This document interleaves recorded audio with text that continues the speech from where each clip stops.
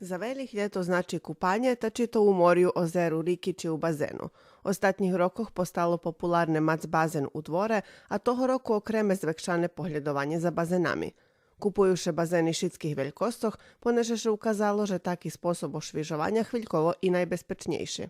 Ладно sme planirali ísť na tie ozera kúpače, ale teraz i toto zavarte, takže bazen jedine rješenje. Poneže ograničeni možljivosti za ljetovanje veljiše oprezeljuju za odhod na kampovanje z familiju ljebo društvom, ta u tim periodze poroslo interesovanje i za kamp opremu. To krasna alternativa, da kućičko kraj upoznat, da robija bazenita bizme mogli i do akvaparku, ljebo tak da gdje pojest, a to isto šiljak fine, jest banji, tu jest Pakšin, jest u Bačkem Petrovcu i tak dalje. Znači možeš tak obdumat. Думали sme do Srbiji da kućička, že može biti stihneme pojesti, ali počalo to drugi talas, počali najavljovati, že je zveljao horih, da smo već zaključali, že ljepše nje, a to tak doma i u okolini co še hvari.